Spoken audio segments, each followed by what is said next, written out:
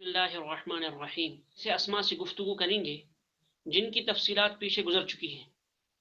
بس آج صرف یاد دہانی کے لیے چونکہ وہ اس سلسلے میں داخل ہیں اس لیے آج صرف ان کی طرف اشارہ کیا جائے گا اور تھوڑی بہت تفصیلات بتائی جائیں گی آپ کو. باقی مکمل تفصیلات کو جاننے کے لیے آپ کے لیے ضروری ہے کہ آپ پچھلے اسباق کی طرف جائیں، ان کا ریفرنس دیا گیا ہے. تو چلیں ہم اسکرین کی طرف چلتے ہیں براہ راست.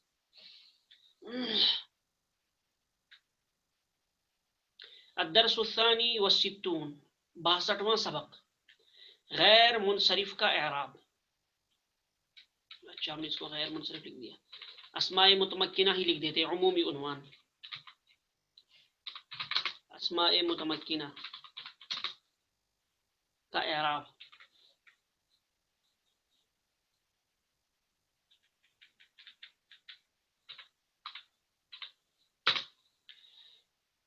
اسم متمکن نمبر 4 اس سلسلے کا چوتھا سبق ہے.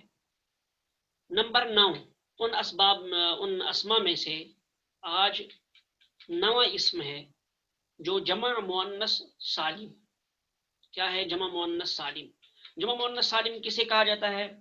وہ جمع جس میں جمع بناتے وقت واحد کا وزن نہ ٹوٹے بلکہ واحد کا وزن برقرار رہے. جمع کی وجہ سے حروف کی جو زیادتی ہو وہ آخر میں ہو تو واحد میں جو حروف کی ترتیب ہے وہ برقرار رہے. وہ جمع مؤنث سالم وہ جمع ہے جس میں جمع بناتے وقت واحد کا وزن برقرار رہے. جیسے یہاں ایک مثال دی گئی ہے مسلمتن، یہ واحد ہے، اس کی جمع بنی ہے مسلمات. مسلمتن کی جمع مسلمات. اب آپ دیکھ لیجئے اصل حروف کی ترتیب کیا ہے.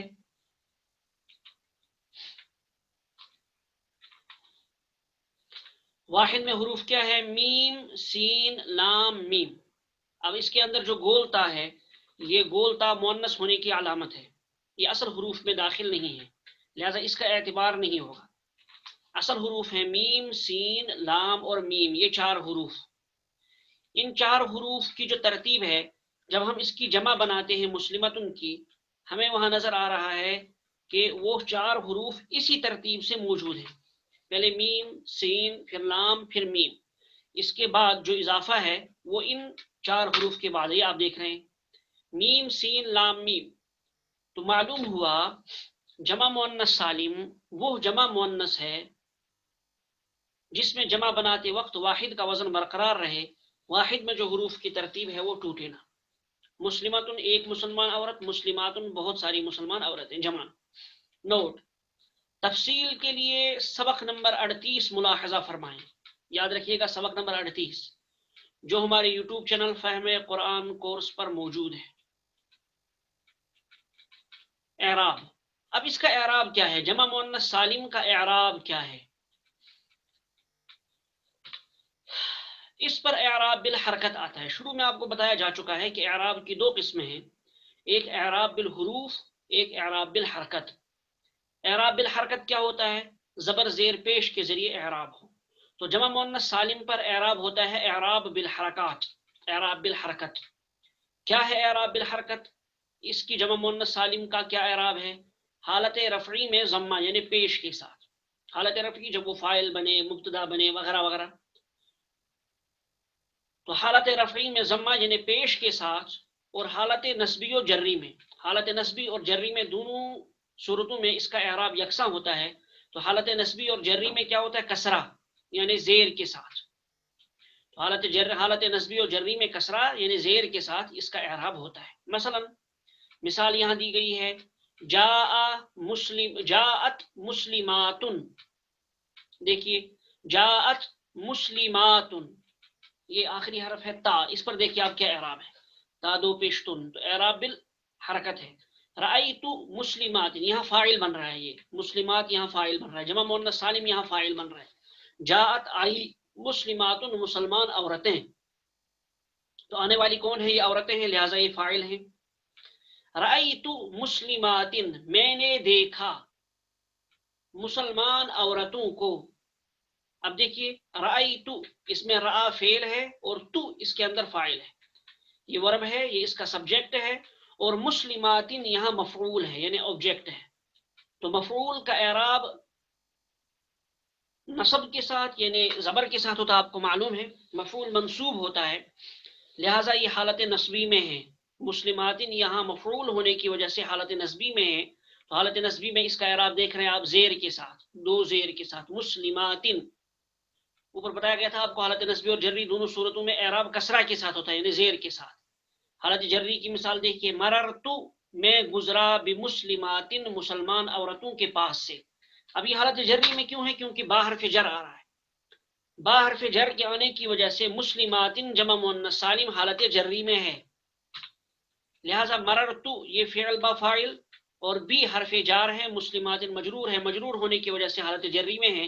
حالت جری میں بھی آپ دیکھ رہے ہیں اس پر کسرہ آ رہا ہے، تو معلوم ہوا جمع مؤنث سالم کا اعراب حالت رفعی میں پیش کے ساتھ اور حالت نصبی اور جری میں کسرہ یعنی زیر کے ساتھ ہوتا ہے۔ اس کی بحث پیچھے تفصیل کے ساتھ گزر چکے ہیں سبق نمبر 38 میں، لہٰذا وہاں ضرور ملاحظہ فرمائیے، بہت سی مثالیں وہاں دی گئی ہیں۔ سبق نمبر 10واں نمبر غیر اسماء متمکنہ میں سے 10واں اسم کیا ہے؟ غیر منصرف۔ غیر منصرف وہ اسم ہے جس میں اسباب منع صرف میں سے کوئی دو سبب یا ایک ایسا سبب پایا جا رہا ہو جو دو سبب کے قائم مقام ہو۔ اسباب منع صرف، منع صرف کا مطلب یہ ہوتا ہے جو اس کو منصرف ہونے سے روک دیتا ہے۔ منصرف پر تینوں اعراب آ سکتے ہیں، رفع بھی، نصب بھی اور جر بھی۔ زبر زیر پیش میں سے منصرف پر کوئی بھی اعراب آ سکتا ہے، لیکن جو اسم غیر منصرف ہو اس پر کسرہ نہیں آتا، گویا یہ اس کو روک دیتا ہے کسرہ آنے سے، تمام اعراب آنے سے، تو غیر منصرف ہو گیا، یہ منصرف نہیں ہوتا۔ اب کون سا اسم غیر منصرف ہوتا ہے؟ جس اسم کے اندر آنے والے اسباب میں سے، ان 9 اسباب میں سے کوئی دو سبب پائے جا رہے ہوں یا ایک ایسا سبب پایا جا رہا ہو جو دو کے قائم مقام ہے، اس اسم کو ہم غیر منصرف کہتے ہیں۔ مثال کے طور پر ایک لفظ ہے، ایک اسم ہے عثمان، یہ کسی شخص کا نام ہے۔ اب یہ عثمان جو ہے یہ غیر منصرف ہے، جیسا کہ آگے مثال میں آئے گا۔ غیر منصرف اس وجہ سے ایک تو اس کے اندر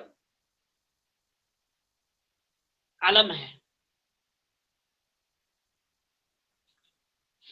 اور دوسری چیز اس کے اندر یعنی معرفہ ہے۔ علم ہونے کے بعد یہ نمبر 4 جو ہے نا، نمبر 4 معرفہ، یعنی وہ علم ہو۔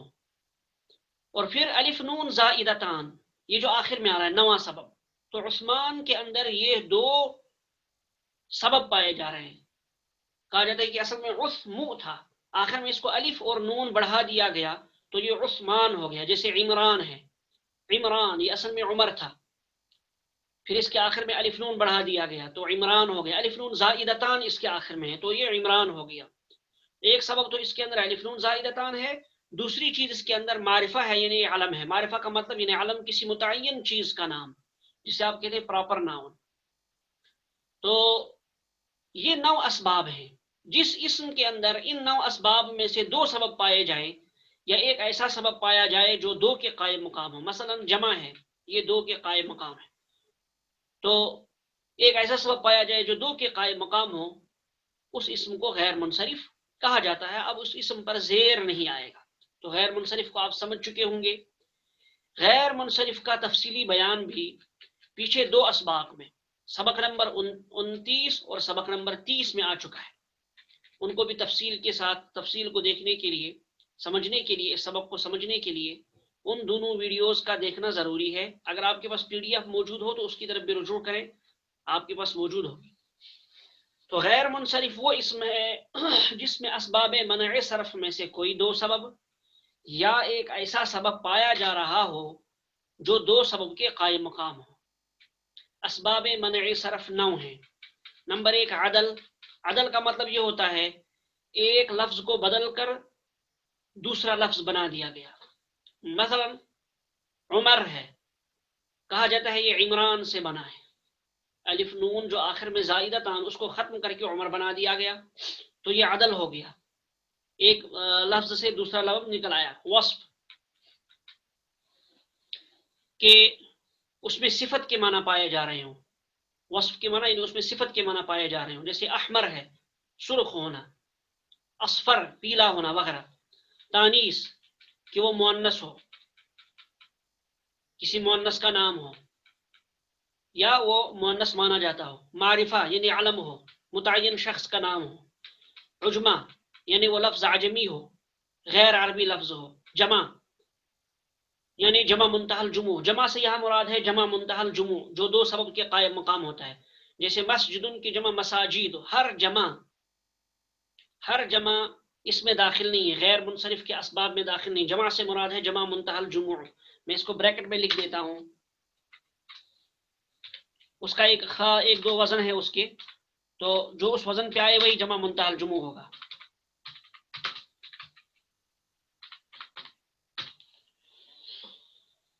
تو جمع منتہی الجموع۔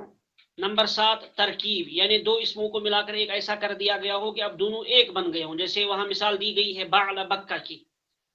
بعل الگ تھا بدھ کا نام اور بک شہر کا نام، تو دونوں کو ملا کر ایک دوسرے شہر کا نام رکھ دیا گیا بعل بکہ۔ وزن فعل کہ فعل کا وزن ہو، جیسے احمد ہے وغیرہ افعالو کے وزن پر ہو۔ الف نون زائدتان، ابھی میں نے آپ کو اس کی مثال دی کہ اس کے آخر میں الف اور نون بڑھا دیا گیا ہو، کسی اسم کے آخر میں پایا جا رہا ہو اس کے آخر میں، تو یہ بھی غیر منصرف کا سبب ہوگا۔ تو یہ 9 اسباب ہیں، ان 9 اسباب کا تفصیلی بیان سبق نمبر 29 اور سبق نمبر 30 میں آ چکا ہے، وہاں آپ ملاحظہ فرمائیں۔ کیا ہے یہ 9 اسباب؟ عدل، وصف، تانیث، معرفہ، عجمہ، جمع سے مراد جمع منتہی الجموع، ترکیب، وزن فعل، الف نون زائدتان۔ ان تمام اسباب کا زبان زد ہونا ضروری ہے، اور ساتھ ساتھ پھر ان کی تھوڑی مشق بھی کی جائے تاکہ یہ ذہن میں رہیں۔ ان کا اعراب کیا ہے؟ غیر منصرف کا اعراب کیا ہے؟ غیر منصرف کا اعراب حالت رفعی میں ضمہ یعنی پیش، اور حالت نصبی اور جری میں فتحہ یعنی زبر ہوتا ہے۔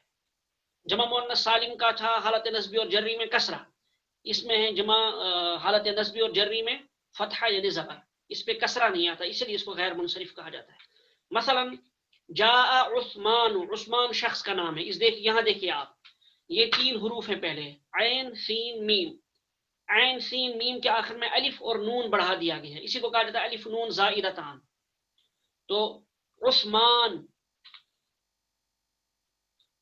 شخص کا نام ہے، الف نون زائدتان بھی اس کے اندر پایا جا رہا ہے، تو یہ غیر منصرف ہے۔ جاء عثمان، عثمان آیا۔